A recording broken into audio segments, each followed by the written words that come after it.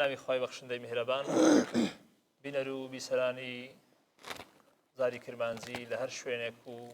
هەر مەکانێکن سڵاو و ئاشتی پەروەردیگارتان لەسەر بێ. تەوری ئەو ڕۆمان بە پشتیوان بەخوای گەورە بابەتی عیرفانە، کاریگەری عیرفان لەسەر تاشی موسڵمان. لەم ئەڵقەیە تیشک دەخینە سەر ئەم تەوەرە گرینگە، ئایا عیرفان چییە و کاریگەری لەسەر تاشی موسڵماندا چییە؟ بۆ ئەم مەبەستە ئەمڕۆ هاتینە خزمەت مامۆستای بەڕێز مامۆستا کۆسرەت، مامۆستای ئاینی لە شاری ڕواندز. مامۆستا لە خزمەت ئەم فەقەیانە زۆر خۆشحاڵ بووین. دەڵێ مامۆستا سەلام عەلەیکم. وعليكم السلام ورحمة الله وبركاته. مامۆستا زۆر خۆشحاڵ بن کە ئەمڕۆ ئەو دەرفەتت بە ئێمە بەخشی. بەڕاستی مای خۆشبەختێکەوە جەنابەت الحەمدولله پێگەیشی باشت هەیە لەم مەنتیقەیە. مامۆستا گەر بێت و بچین ناو تەوەرەکەمان، بابەتی عیرفان لە مەسەلەن وەکو حەقیقەت مامۆستا عیرفان لە چیەوە هاتیە، معنای چییە و کاریگەریەکانیشی چنە لەسەر تاشی کۆمەڵ و موسڵمان؟ بسم الله الرحمن الرحيم، الحمد لله رب العالمين، الصلاة والسلام على سيدنا محمد وعلى آله وأصحابه أجمعين. سرتا زور بخير هاتني جنابي مامۆستا عمرەکەین وەگە ئەستافە ڕێکە پێکەی خۆ بەخێر بێن سەر چاوانمان. طبعا ئەم تەوەرە تەوەری عیرفان، تەوەری ئیحسان، تەوەری تەسەووف مەقامەشی زۆر بەرزە، مەقامەشی زۆر گەورەیە کەوە لەو حەدیثەی حەزرەتی جبریل پێغەمبەری خوا صلی الله عليه وسلم ئیشارەتی بۆکە کە حەزرەتی جبریل دێتە لای پێغەمبەری خوا صلی الله عليه وسلم ئەفەرمێ ئیمان چییە، ئیسلام چییە، سێیەم دانە مەقام و مەرتەبە فەرمێ ئەی ئیحسان چییە؟ پێغەمبەری خواژە فەرمێ صلی الله عليه وسلم أن تعبد الله كأنك تراه فإن لم تكن تراه فإنه يراك. إذا في رواية جوانترين تعريف باشترين تيجيشتن لعرفان لتصوف أو فرمايشتي پیغمبری خوابی صلی الله عليه وسلم که فرمید تو بو شیوه خوابی بپرسته او که اوی بیکوا ای بینی، یعنی او مقامه لأنه عرفانش كمقام مشاهده دەی خۆ ئەگەر تۆش نەگەیشتە ئەو مەقامی کە خوای گەورە نەبینی و هەست بە ڕەحمەت و بەرەکاتەکەی نەکەی، یەقینت هەبی کە خوای گەورە ئەتوو ئەبینی. ئینجا ئەمە کوڕۆکی ئیحسان و عیرفانە. عیرفان واتە خواناسی. تەسەووفیش کە یەکێکە لە زاراوەکانی تر بریتیە لە تەصفیەکردن و پاکردنەوەی نەفسی ئینسان، تەخلیەکردنی نەفسە و هەروەها تەحلیەکردنی نەفس. یعنی ئەو عیرفانە بریتە لەوەی کەوا ئینسان هەرچی سیفەتی ناشرین هەیە، داعیە، تەکەبوڕە، کودەڵی غیبەت و نەمیمی و حەقد و پیسی و حەسوودی و هەرچی ئەو سیفەتە ناشرینانی کە لە ناخی بەشەری هەنە، هەر یەک لەو سیفەتانە تەئسیری زۆر خراپی هەیە لەسەر جاری و یعنی ئیمانە تاشی و یەک لەوانە کە حەسوودیە کە پێغەمبەر فەرمێ صلی الله عليه وسلم خێر و چاکەکەتە بە ئیتر پاکبوونەوە بەهۆی عیرفانە ئینسان دەتوانێت لەو سیفەتە ناشرینە باتنیە شاراوانە پاک بێتەوە، وەروە جوانکردنی نەفس و دڵی ئینسانیە بە سیفەتە جوانەکە، بە سیفەتی سەبرگرتن، بە سیفەتی قسەی جوان، بە سیفەتی ئەخلاقی جوان، بە سیفەتی زکری زۆرکردن، ڕاستگۆیی، ئیتر ئەو سیفەتە جوانانی کەوا خۆشەویستمان ئیشارەتی بۆ کردووە و هەروەها پێشڕەوان و ڕێبەرانی عیرفانیش ئیشارەتیان بۆ کردووە. ئیتر پێم وایە مامۆستا دەستەکانت خۆشبی. مامۆستا ئێستا کە لە قسەی جەنابەت کە وەکو تعریفێکی جوانی عیرفانت کرد، وا تێگەیشتین یعنی ئێستا عیرفان وەکو پێگە مامۆستا گەر بێت و ئینسان یان تاشی موسڵمان، ئایا ئەگەر عیرفان لانی عیرفانی نەبوو، یعنی تەنها عیبادەتێکی یعنی سەطحی و تەنها نوێژ و ڕۆژێشی کرد لانی عیرفانی نەبوو، ئایا مامۆستا لە ڕووی یعنی ئیمانەوە نەقوستانی پەیدا ئەبی یان نا مامۆستا؟ وەچی باسمان کرد پێغەمبەری خوا صلی الله عليه وسلم کە حەزرەتی جبریل پرسیاری ئیمان و ئیسلامی لێکە بەهۆی ئیکتیفا ناکە، بەڵکو ئەفەرمی ئیحسانیش چییە. ڕیوات کراوە لە کە ئیمامی بوخاری ڕیواتی کردووە کەوا فەرمووی کانە رەسول الله صلی الله عليه وسلم یەخلو فی غاری حیرا. خۆشەویستمان پێشەوەی وەحی دابەزی ئەچوو لە ئەشکەوتە ماوە، خواپەرستیە کرد، بیری لە مەخلوقەکانی خوای گەورە کردەوە، تێ ئەفکری ماوەی زۆر بێزگە لەوەی پێغەمبەر موسا کە ئەچوو بۆ مناجاتی باری تەعالا 40 ڕۆژ هەمایەوە. ئیتر هەر لەوەشەوە هەماوە کەوە ڕێبازەکانی تەریقەت کە لەم کوردستانە و لە دووەلی ئیسلامی هەنە خەلوەیەکەکە لە شیعارەکان کە 40 ڕۆژ دەمینێنەوە، چونکە ئینسان کە ئاوە ماوە مدەیە ئاوە بەس خۆی و خوای خۆی فکر و مێشتی ڕۆشنەبی دڵی ئارامە بی لەزەتەکە لە عیبادەت یعنی ئەو کەسە واش بووینە قەدیمیەکان ویان کردووە کەوا بەرز لەگە خوای خۆیان بن لایەنە ئەوانی کەوا ئەهلی عیرفان بووینە تر لە خۆشەویستیان وەرگتووە صلی الله عليه وسلم دوورکەوتونەتەوە لە کەسانی دنیایی تەنانەت لە کەسانی دەسەڵاتدار و ئەوانە خۆیان تووشیوانە نەکردی خۆیان معتەزیل گرتووە بۆ ئەوی تەنها خوای خۆیان لە خۆیان ڕازی بکەن بۆیە وەچی جەنابەت فەرمووت کەسێک ئیمان و ئیسلامی هەبی ئەخە ئیحسانەکە عیرفانەکە خوا ناسی کەسێک چەندی خوای زیاتر بناسی ئەوەندە خۆی دەناسی ئەوەندەش ئەخلاقی جوانترێ وەکو پێغەمبەر فەرمێ صلی الله عليه وسلم من عرف ربه وعرف نفسه کەسێک خوای زۆر بناسی نفسی خۆش ئەناسی ئەزانی چۆن تەعاملەکە لەگەڵ رب العالمین بۆیە هەر کەسێک چەندی عیرفانی زیاد بی چەندی خواناسی زیاد بی چەندی ئەخلاق و ڕەوشتی ئەو ڕێبازەی تێدا هەبیتن ڕەنجی دابیتەوە ئەو کەسە ئەوەندە لەزەت لە عیبادەتێک ئەوەندە تام لە عیبادەتێک ئەوەندە چەسپاوە و ڕاگیرە بی لەسەر ئەم دینە پاکە کە دینی ئیسلامە ئەوەندە هەرچی شاڵاوەک بێ بەگەڵی ناکەوێت چکە کەسە کە لەزەتەکەی وەرگر تامەکەی کرد والله بەشتێکی دنیای نایگۆڕیت چکە لەزەتە کە ئینسان لە عیبادەتی بەدەستیەکەوی لە ڕەحمەتێک لە ڕەحمەتەکانی خوای گەورە بەدەستیەکەوی هیچ شتێک لەو دنیایە جێی ئەوە پڕ ناکات زەرای مامۆستا ئێستا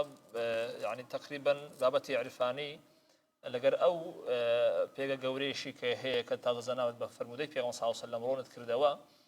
بەڵام ئێستا مقۆم و خۆی زۆری لەسەرە شێشەی زۆری لەسەر هەندێک خەڵک زۆر ئینکاریەکە هەتا دژایەتیشی ئەکرێ بە بەڵگەی ئەوەی یعنی بە ئیدعای ئەوەی کەوە ئەوان ئەڵێن وەڵا مادام سەحابەکان عیرفانی نەبوون و بابەتی تەسەوف ئەوان یعنی نان کردووە ئێمە چین ئەویشە بکەین مامۆستا ئایا ئەمە چۆنە یعنی سەحابە ئەو لایەنیان یعنی پێشوێ خستویان ئیشیان پێ کردووە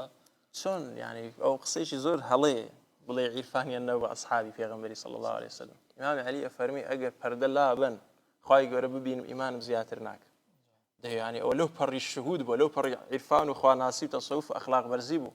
چۆن نەیان بۆ کاتێک ئیمامی ئەبوو بەکر کە پێغەمبەری خوا فەرمێ صلی الله عليه وسلم ئەگەر ئیمانی ئومەتەکەم لەلایەک بی ئیمانی ئیمامی ئەبوو بەکر لەلایەک ئیوی بەرزترە لە بەرسیە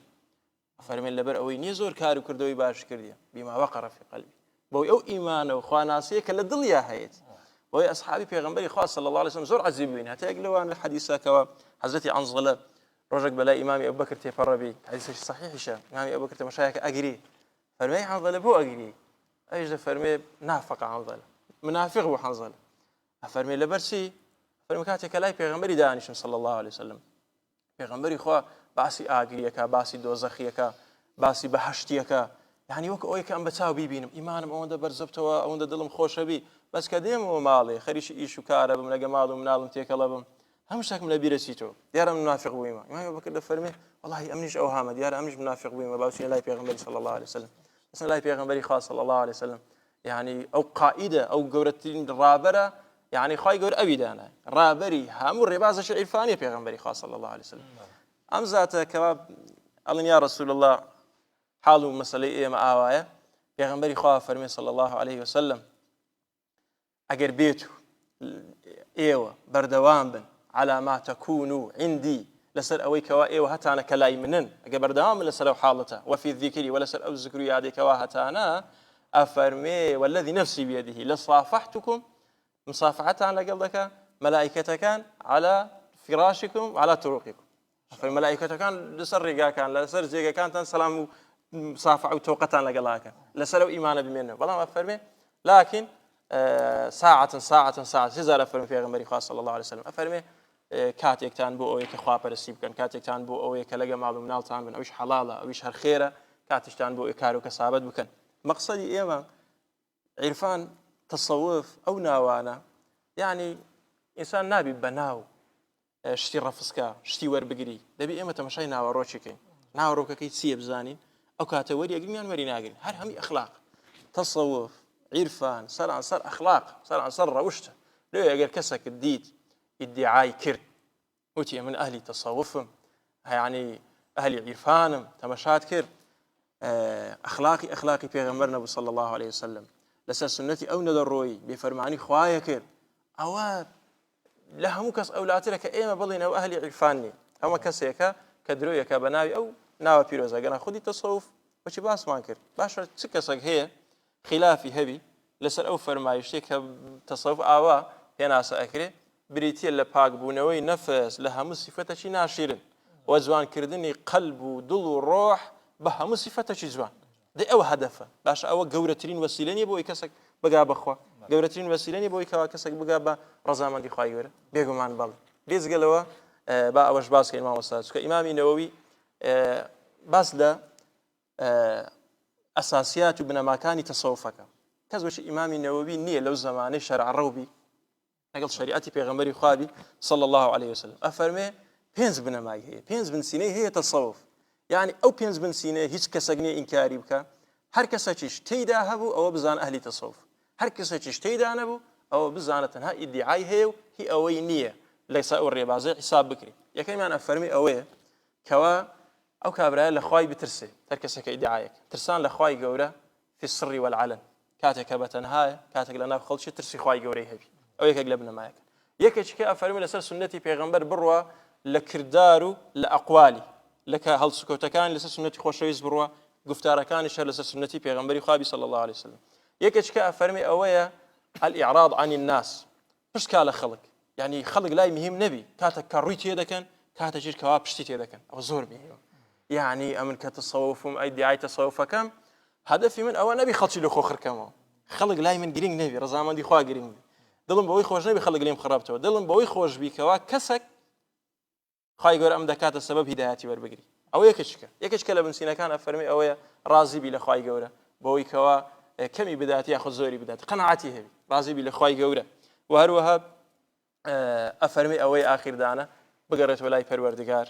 کاتێکەوە دائیم تۆبەی بکات دائیم خوای گەورە لە یاد نەکا کاتێکەوە دڵخۆشە و کاتێکەوە خەفەتبارە کاتێک لە ناو خۆشیە کاتێک لە ناو ناڕەحەتی خواکە ئەو بنەمایە جوانانە هەموو ئیماندارێک پێویستی پێی نییە هەمومان پێویستمانە هەمومان واجبە تێماندا هەبی دەی ئەوە کڕۆک و بنسینە و بنەمای تەسەوف و عیرفان ئەوەی عەقڵی هەبی شعوری هەبی بە حیاتی ئیمانێکی کەمیشی هەبی ڕەفزی ئەو بنەمایە جوانانە ناکە دەستەکان خۆش جەنای مامۆستا جەنای مامۆستا یەک لەو یعنی ئەو ڕنگداناوانەی لە عیرفان هەیە بریتە لە مەدائح و قەسیدە و یارگەرتنی پێغەمبەر صلی الله علیه وسلم و یعنی تقریبا هەتا لە لای هەندێک خەڵکیان وا لێ هاتی ئەگەر بێت و مەدائح نەبی پیالگوتنی پێغەمبەری نەبی صلی الله علیه وسلم ئەسڵەن ئەو کەسە عیرفانیشی نییە لۆی پێم خۆش ئەگەر بێت و مەجالی مامۆستایانە بدەین بەڕاستی بۆەوەی چەند قەسیدێکمان لە بخوێنەوە دڵەکەمان ئاوادان بکەن ئینشاء الله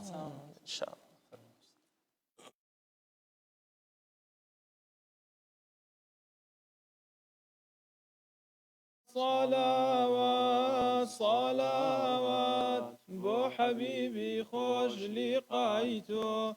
أحمد أسعد محمد محمد مجتبى يا مصطفيتو مجتبى يا مصطفيتو جان فداي عرعري بالايتو ضل فداي سبري آلايتو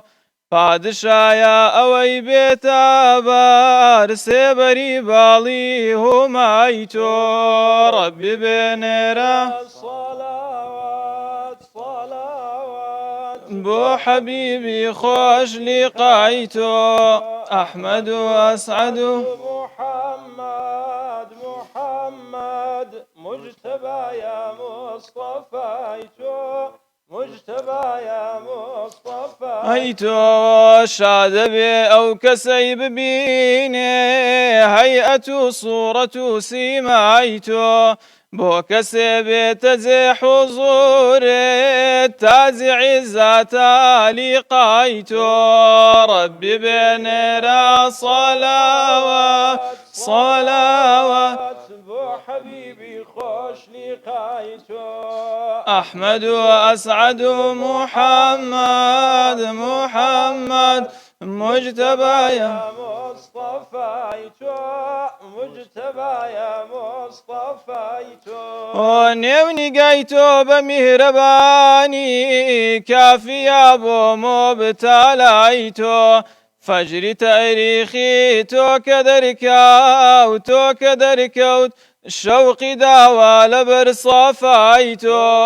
ربي بنرى صلوات صلوات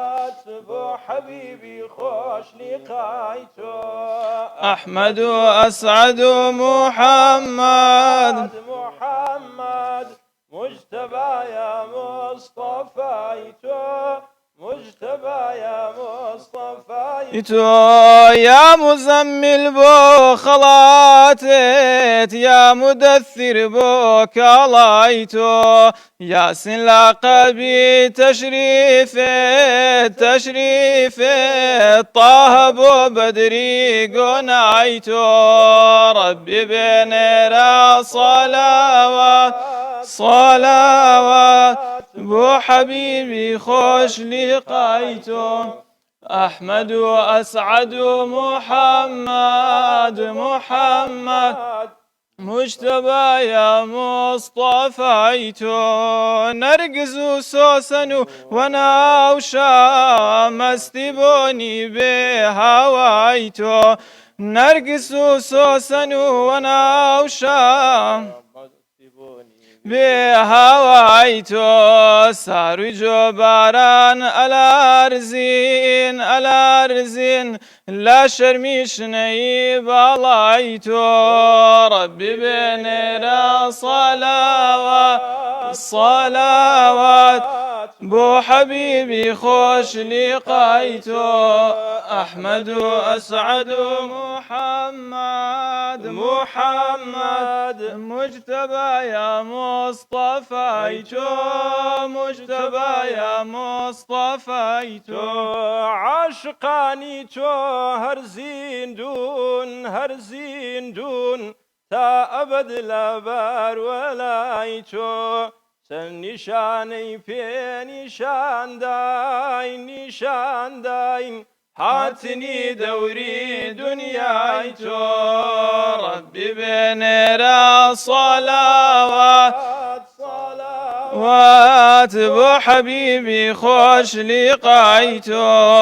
أحمد وأسعد محمد مجتبى يا مصطفيتو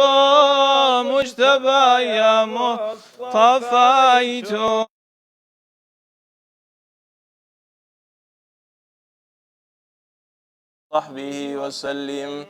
اللهم صل على حبيبنا محمد وعلى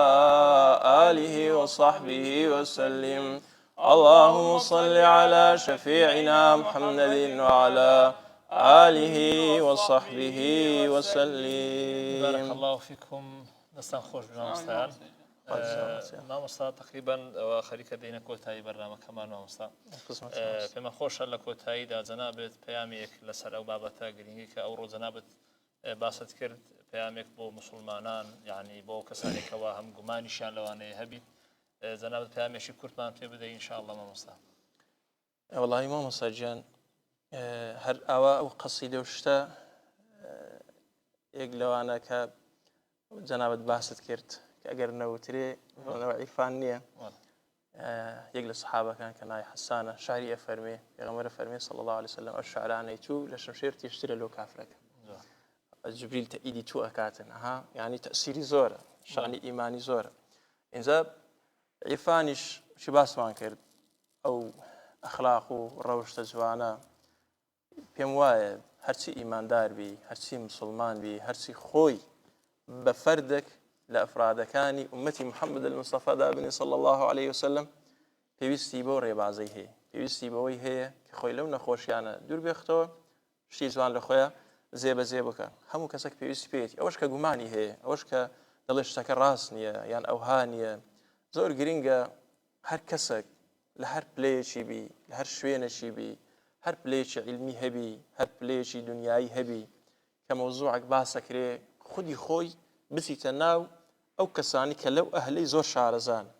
پرسیاریان لێ بکە بێ ئایا ئەو مەسەلەی کە ئێوە باسیەکەن کووە بزانە یعنی نابی تۆ مادەم دینە مادەم شتەکە پەیوەندی بە دینی پێغەمبەرەوە هەیە صلی الله عليه وسلم نابی بە قسەی ئەم و ئەو کە لۆت باسەکەن ئەتوو قەنەعات بکەیت خودی خۆت بڕووکن ئەو کەسێکەوە ئەهلی عیرفانە خۆی بە ئەهلی عیرفاندا ئەنێ بۆی کەوە کەسێکی شارەزایە ئەوانەی کە ئیشکالت تێدا هەیە ئەها پرسیاری لێ بکەن برێ ئەوە چۆنە ئەو شتێکە ئێوە دەیکەن ئەو شتە چۆنەکە ئێوە دەیکەن ئیتر ئەو کاتە ئەگە قەنەعاتت بۆ دروست نەبوو یەقینت بۆ دروست نەبوو ئەو کات حەق خۆتە ڕەتیکەیە بەس نەک ئەتوبێی کەسێکی ئاسایی کەسێکی عوام دەبینی کە هیچ علمەشی نیە شەریعەتەشی نیە بە نەزانی خۆی هەندێک ئەفعالی کاتون خۆشی بە تەسەوفدا ئەنی خۆشی بە هەلی عیرفاندا دەنێ شتەکەش مخالفەی شەرعیە ئەمەش یەکەم کەسن کە دەڵێن شتەکە مخالفەی شەرعی و شەرعینە ئیشەکەی تۆ بێ ئەو فعلە بکەی بە کودەڵی بیکەی بە ئەساس ئەو مەدرسە گەورە خاوەن مەدرسە زۆر عەزیمە ئەم مەدرسە شێخی گەیلانی لەسەر بووە ئەم مەدرسە شێخ جونەیدی بەغدادی لەسەر بووە ئەو مەدرسە ئەو شێخانەی هەورامانی لەسەر بوو یعنی تەماشا بکە مامۆستا ژیان ینی زۆر نێزیکن هەموو ئەوەی کە مامۆستای ئاینی بی تۆزێک لە دین شارەزاوی ئاگادارە چ خزمەتێکیان بە دینی کردی کو دەکری ینی ئەتوبێ ئەوەی هەمووی ڕەفزکەی وڵاتی کوردەواری یعنی مامۆستا ئەوە پاش 2000ەکانەوە خەڵکەکە ئاوای لێ هات ئەگەر ئەوەی کە دینی هێشتەوە مەلاکان و پیاوانی تەریقەت بوو کە عیرفانەکە جوانەکان هێشتە و شریعەتە جوانەکان هێشتەوە لەو مەملەکەتە بۆیە گرنگە خودی خۆیان چی باسم کرد ئێستا کەسێک دێتن باسی دەرە و مەقامات و شتی عیرفانی چۆن ئەمن بەخسە ناتوان لۆی دەرببڕم دەبی خودی خۆی بێ چێژی بکە لۆی ئەوە خەتەرێکی گەورەی هەر لە خۆ ئینسان لە دوورەوە قسەی لەسەر بکە و خەتەرێکی گەورەشە کە ئینسانی باوەڕدار دووربی لەو بەرنامە جوان بەرنامەکەی وەگرە برا ئەو بنەما جوانانەی کە باسمان کرد وەری بگرە بەڵام با ناوەکەت نەبی ناوچی ناوچێشانی ناوەڕۆک ئەساس دەستەکان خۆزانێ مامۆستا خوا پاداشداتەوە ئینشاءالله لەوەی بەڕاستی ئیسفادەمان لێ کردی زۆر سپاس دەکەین بەو دەرفەتە دەستی مامۆستانەش خۆشوبی بەڕاستی جەمع و کۆبوونەوەیشی زۆر جوانتان ئەنجام دای مامۆستا خوا پاداشتان دەتەوێ یا ڕەبی یەخوان گەشت بەخێر بێن مامۆستا بەڵێ ئازیزان لێرە هاتینەوە کۆتایی ئەڵقەی ئەمجارەشمان بە هیوای ئەوەی ئینشاءالله سوود و ئیستیفادە و منفعەتمان بۆ جەنابتان هەبوو بێت و ئینشاءالله جەنابتان ئیستیفادەتان لێ کرد بێت و بە هیوای ئەوەی ئینشاءالله ئەمڕۆم لایانی ئیمانیتان بەرز بێتەوە ئینشاءالله خوای گەورە پاداشتان بداتەوە و طاعەت و عیبادەتی هەموو لای قبول بێ آمين الحمد لله رب العالمين والسلام عليكم ورحمة الله وبركاته